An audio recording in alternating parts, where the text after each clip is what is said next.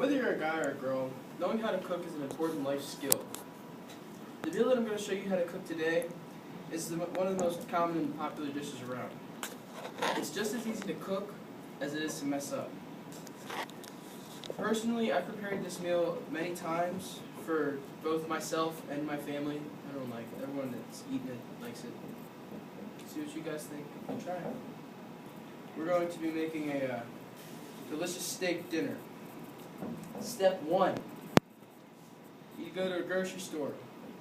Harris Teeter is an example. They're in the South, but I like Harris Teeter. It's a nice store. It's kind of like Giant, but cleaner. Next, you're going to head on back to the meat section. You're going to see many meats. Okay. You're going to want to ask for a New York strip. You're going to want it about 8 to 10 inches long and about 2 inches thick. It's going to be the best cooking and flavor that you can get. Now, you need to head to the spice aisle.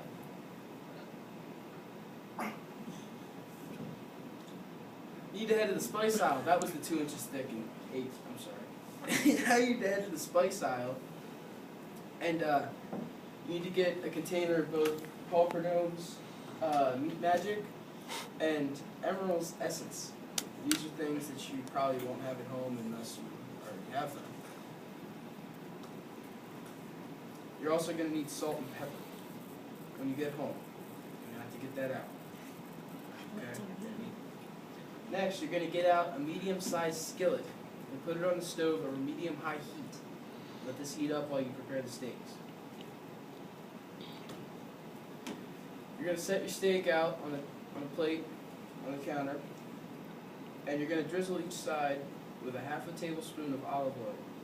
Half a tablespoon for each side of the steak. Drizzle it all over, get it nice and lubed up. You're going to coat it with salt and pepper. You're going to sprinkle it with salt and pepper.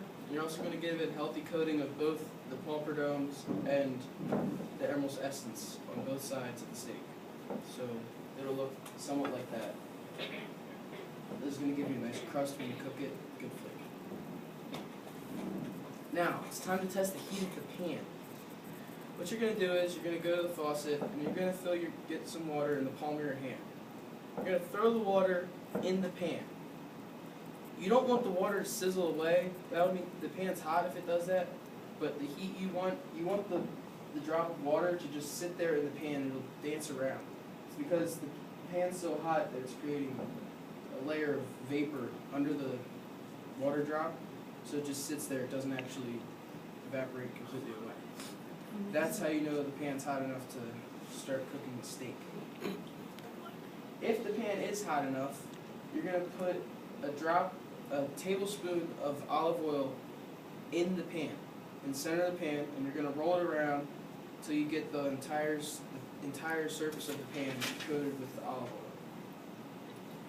Now you're going to need to get out a pair of tongs, or if you don't have them, a fork could work, a spatula, anything just to pick the steak up and put it in the pan so you don't burn yourself. And you're going to set the steak in the center of the pan. There's a few steaks in the pan. You're going to cook the steak on each side for 2.5 to 3 minutes, depending on how, 2.5 to 4 I would say actually, depending on how you want it done, rare to well, I would cook a steak well. Okay. And on each edge, you're going to stand it up on its edge on both sides for a minute to get good sear on that side and cook it through more.